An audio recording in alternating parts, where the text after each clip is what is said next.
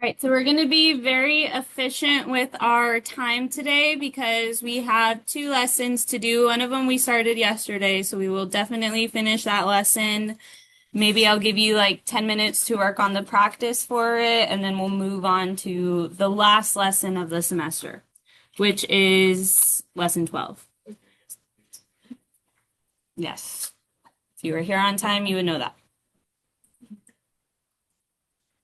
All right, so this is the notes from yesterday. We need to finish the front part where we summarize linear properties. If you were not here yesterday, then I highly recommend you watch the video. It's recorded and linked in the slides.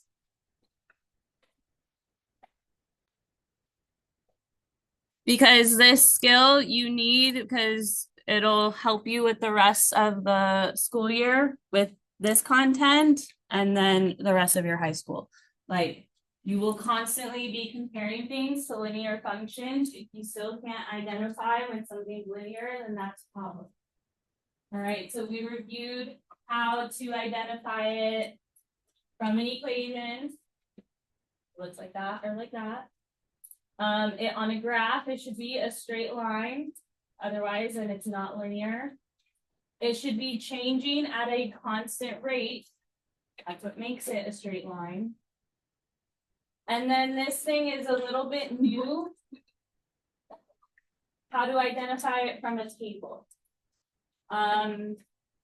If it is linear, it should be changing at a constant rate. So each time the x changes by the same amount, the y should also be adding, or you could also say subtracting, but really we just like to say adding. Adding a negative number is the same as subtracting, yes, but the reason why it's important to know what you're adding, whether it's positive or negative, is because that ties into your slope. So like if it's increasing, it's positive. If it's decreasing, it's negative. So that's why we make that distinction of what are we adding each time, not just what's the difference. So in this one, it's linear because as the x keeps changing by 1, the y is changing by 3 each. And it's consistent throughout. Right? Now for how does it look in a situation, like from a word problem, aside from the ones that you've already seen in the last 2 units that look like this format, the ax plus by equals c. Sometimes it'll be more so in this format where we have a constant rate of change and like a starting amount or a flat fee of some sort. So how does it look in a situation? You know it's linear if it has a constant rate of change.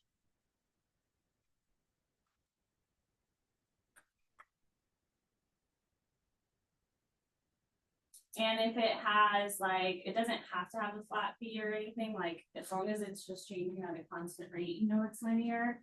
But if it has a y-intercept that isn't 0, then that must be a flat fee of some sort. A starting amount, just something that's being applied once. And that's why it's not being multiplied by. All right, so questions on the front of our notes.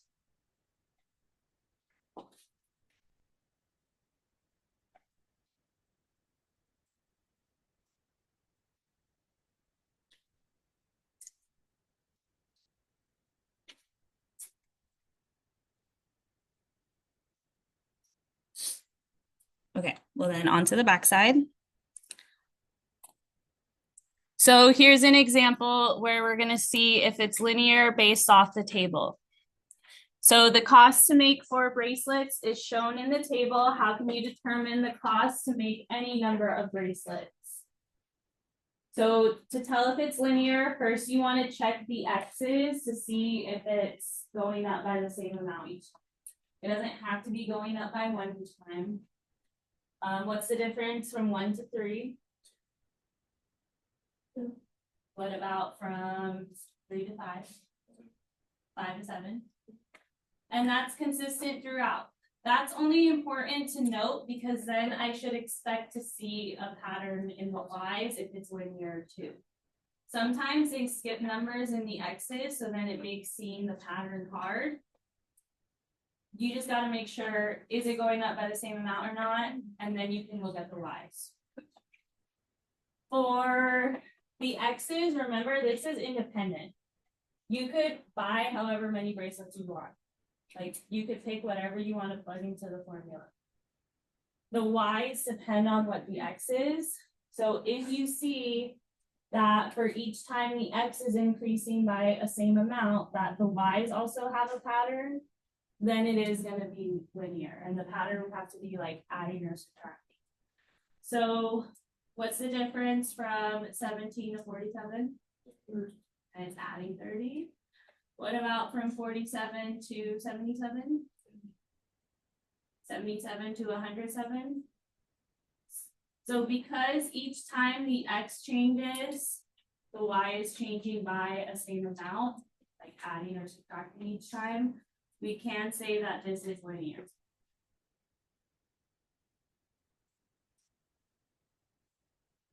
And then we can fill in these blanks, which kind of guide us to how to make the equation. So the X's are increasing by 2. The Y is changing by 30 each time. Sorry, I don't know why I gave it flag like that.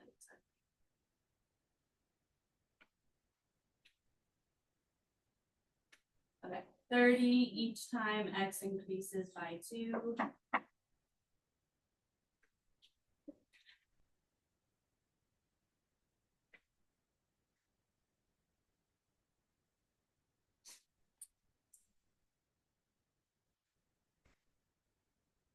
And this is important to note because the X's were not going up by 1.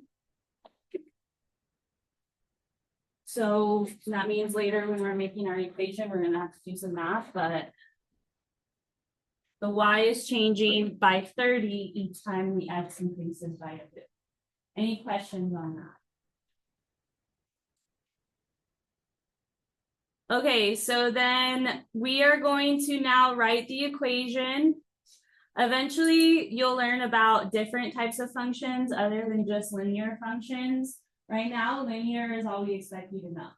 So if it's linear, then we want you to make the equation. If it's not, then you can just write not linear because you wouldn't know how to make it yet otherwise. Okay, so if it's linear, what formula does it have to have? I heard something, I'm not sure what it was. If it's linear, what formula should it have? All right.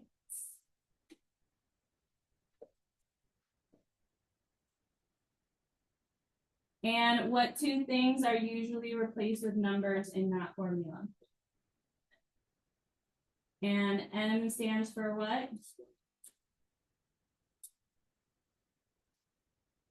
And B stands for,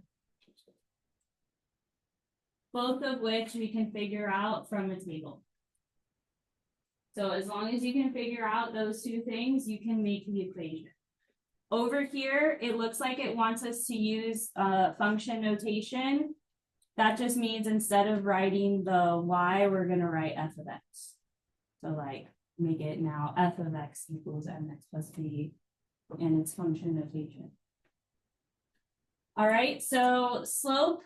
We explained a bunch of different formulas for slope yesterday. Let me remind you, it should be on the front of your notes. Slope can be expressed as rise over run, change in y divided by change in x, or like our average rate of change formula, y2 minus y1 over x2 minus x1. The best one to use when it's a table, I think, is this middle one. Like, how is the y changing divided by how the x is changing? So then I'm going to figure out my slope by doing change in y divided by change in x. How is the y changing? How is the x changing? What's 30 divided by 2? And that's our slope. That would be in front of the X. X would be like number of bracelets. We still need to figure out what our y-intercept is, which we will in the next step. But so far we found our slope by doing change in y divided by change in x. Are we good? Like, you guys look like you're gone. Like, are you listening to the things I'm saying? Otherwise, this is a big waste of time. Okay. So that's how you find your slope. Now we're going to find the y-intercept. Is the y-intercept on the table?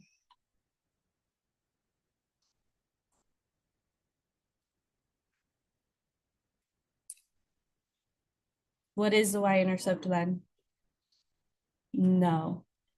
Do we know what a y-intercept is? It's usually a starting amount, that's true. Is it always going to be the first y value on our table? No, because they could choose whatever x's they want to start with. So that's not necessarily going to be our y-intercept. Does anyone remember how to tell if it's already on the table? We talked about it in the last unit.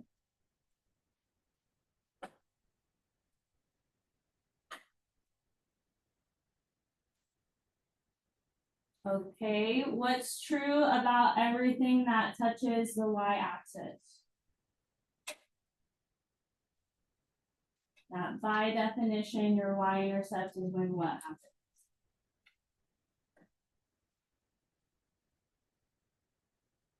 You guys are answering me, so I'm trying to lead you there. What would this coordinate be? No. Still no. Plus 0, 1. What about this one up here? What's that coordinate? What about this one down here? What's that coordinate? What is true for everything at the y-axis? Okay, great. We've talked about that before. Let's connect those dots a bit better. At the y-axis, the x is always 0. So I know my y-intercept is on the table if what is true? If x is 0. Do I see an x value of 0 on this table? No, so I can't easily see my y-intercept. I'm going to tell you 2 ways to find it. The way that I would like to do is 1 is pretty close to 0 already. I would like to just work the pattern backwards by using my rate of change, right? They skipped numbers here, so we're not getting the full picture. 0 is right next to 1, like it's not 2 away from 1. So I'm not going to work the pattern backwards by subtracting 30. I'm going to subtract my rate of change, which was 15. We changed by 1. What is 17 minus 15? So my y-intercept is, I like that way the best. I'll show you the other way too, though. So put it together, 15x plus 2 is going to be the formula for it. But sometimes the x values are really far from 0, so that's why I'm going to show you this other method. And that's to plug in everything you know so that you can solve for the b. So the m we figured out was 15. The x and y, you have a bunch of x's and y's to pick from on the table. Let's pick the first coordinate. 1 at 17.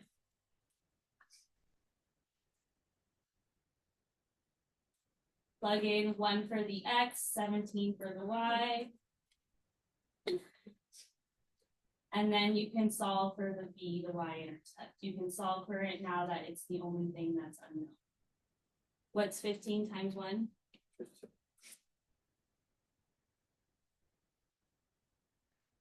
To isolate b, how would I cancel out that 15? Good, we're going to do that on both sides.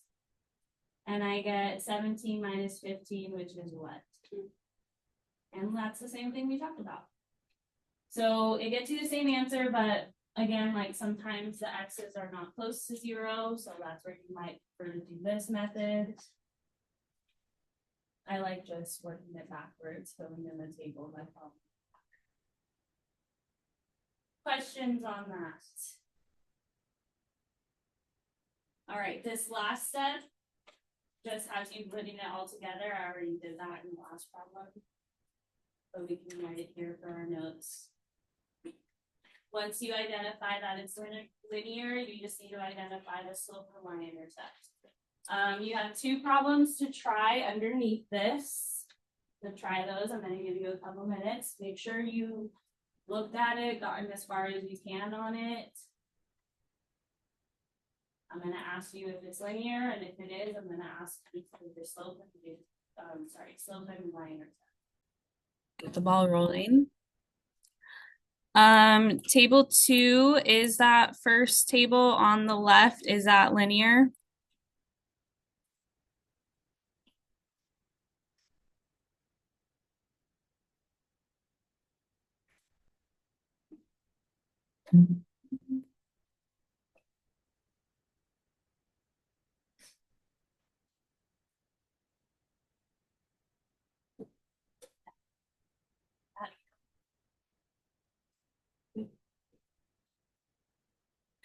Okay, and the pattern is consistent with linear in that it's adding the same amount each time. Eventually, we'll see patterns where it's like multiplying the same amount each time, things like that. But if it's adding the same amount in the y's each time the x is changing by a same amount, which it is, then it is linear. So what's the difference, class, from 6.5 to 13? And that's adding 6.5, so I'm going to put plus. Is 13 plus 6.5 19.5? Yeah. Is 19.5 plus 6.5 26? Then it is consistent throughout. It is linear. So that's the first thing you need to figure out. The next thing, once you've decided that it is linear, you need to make the equation. And it says using function notation. So that just means like instead of y equals mx plus b, make it f of x equals mx plus b. That'll be a question on your final exam where it wants you to put it in function notation. You just have to replace the y with f of x. Okay. But we need to identify our slope and y-intercept. That's what's usually replaced with numbers in this. Slope is our rate of change. And from the table we established, this one is probably the easiest to use. Table 3, what's our change in y? How are the y's changing each time? Okay, great. You can put plus if you want, like for good practice, because if it was going down, you definitely need to put the negative, but if I don't put the plus, it's assumed to be positive anyway. Table 4, how are the x's changing each time? They're going up by 1. Good. So 6.5 divided by 1, class is 6.5. That's going to be our slope. I still need to figure out our y-intercept. Table 5, is our y-intercept easily seen on the table? No, because I don't have an x value of 0. Is it easy to figure out still from the table? Class? Yes. Yes, because 1 is pretty close to 0. And once you find like when x is 0, then you have your y-intercept.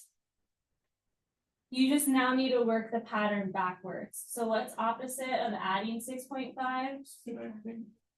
What's 6.5 minus 6.5? So our y-intercept is 0. I think that's easier than plugging into what we talked about earlier. But as long as you get the right answer at the end of the day, it should make sense for each value of x that you plug in. When the y-intercept is 0, we don't usually write that. So this is our answer. All right, but it should work that every time I plug in x, I get this answer. So like 1 times 6.5 is 6.5. 2 times 6.5 is 13, and so on. Good, any questions? All right. Even if you didn't get to this next one, we're gonna start it anyway, because we just did that one, so hopefully it's getting easier. Table 6, is that table on the right linear?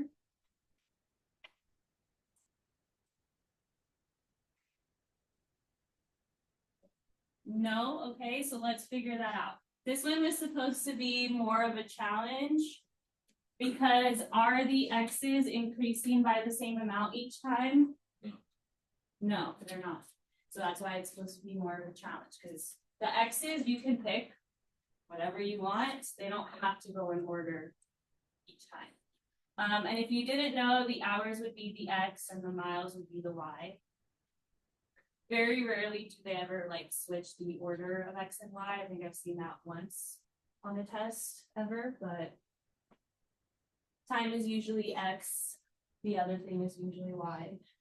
But what's the difference, class, from 1 to 3? What about from 3 to 6? And what about from 6 to 8? So that's why it's not easy to see if there's a pattern in the y, is because they didn't give us a complete picture. But let's kind of analyze it anyway. What's the difference from 1 to 7? What about from 7 to 16?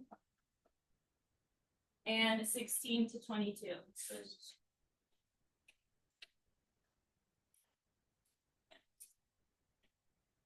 So I noticed that for this part where it's changing by 2, it's changing by 6, and then it's like the same over here. What would be probably better to see the complete picture is to kind of date it. So they gave us some x values. Let's find the rest. 1, 2, 3.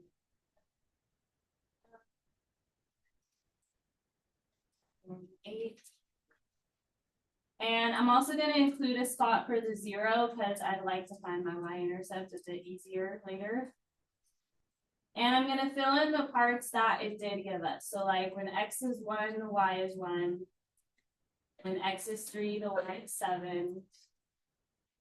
When x is 6, the y is 16. And when x is 8, the y is 22.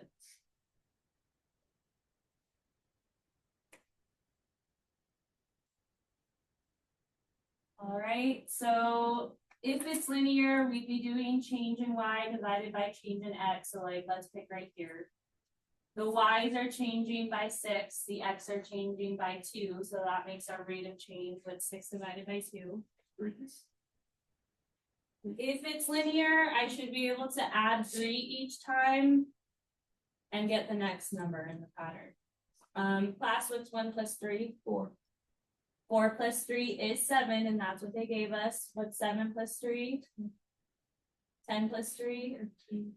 13 plus 3 is 16. They did give us that. What's 16 plus 3? And then 19 plus 3 is 22. You guys see that? Is that making sense? So now that I have a more complete picture, is it linear? Yes. Yes. So that's how they can try to trick you, is not give you the full picture, but it still could be linear. And if it is, we want you to identify the slope and y-intercept. Any questions so far? Okay. We actually already calculated the slope. What's the slope? 3. Good. Put that in front of the x. Now our y-intercept, we still need to figure out by working the pattern backwards. So instead of adding 3, what's the opposite of that? What's 1 minus 3? So my y-intercept is -2.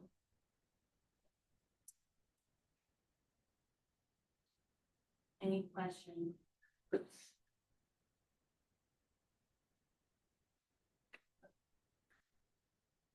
So then on the next page, let's just do the top example for the real world situation. If you want to glance at the front of your notes real quick for how to identify it from situations. If it's a linear situation, it would have a constant rate of change, because that's what makes it a straight line, is it's changing by the same amount each time. And then maybe, like, it doesn't have to have a y-intercept. The y-intercept could be 0, but maybe like a flat fee or a starting amount of some sort. That would then be the y-intercept. So looking at this example,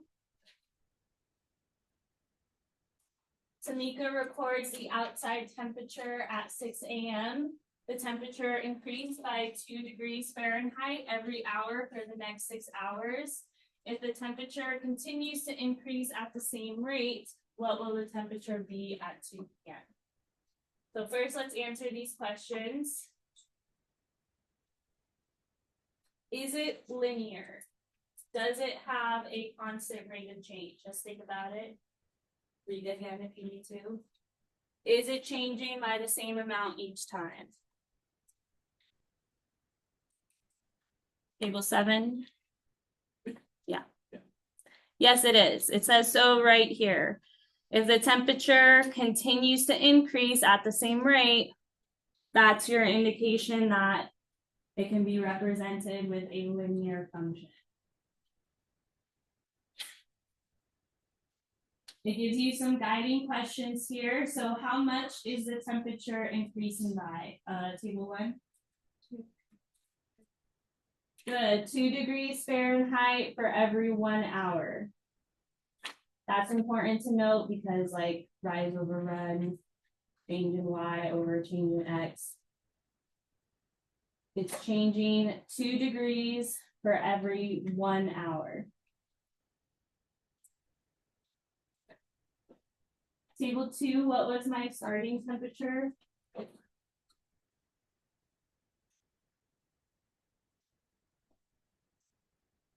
My starting temperature.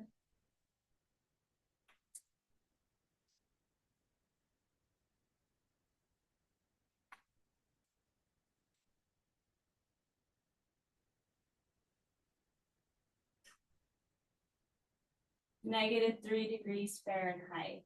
They didn't say that in these sentences, but you can see from this picture that the starting temperature is -3. Which is important to figure out because it's saying what will the temperature be at 2 p.m. I would need to know what we started with. So to put that together in an equation, since it's linear, table 3, what would be my slope? The 2 or the -3? The 2. Which means the -3 is my y-intercept. So that's what we started with. Everyone good so far? Then to answer their question, which was, if the temperature continues to increase at the same rate, what will the temperature be at 2 p.m.? Table 4, how many hours are there between 6 a.m. and 2 p.m.? 8 hours. You guys can count on your fingers if you need to. Right, 6 a.m. We have 7, 8, 9, 10, 11, 12, 1, 2. That's 8 hours. And that would be plugged into the x. The x is hours.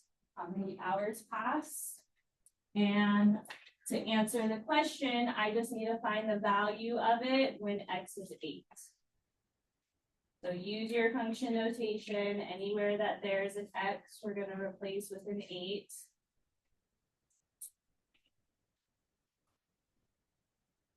And you can use your calculator for plugging in just the right-hand side.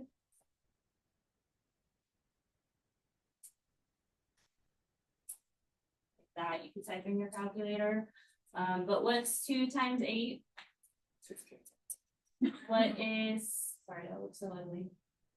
What is 16 minus 3? 13. 13. So that answers the question. What will the temperature be at 2 p.m.? 13 degrees Fahrenheit.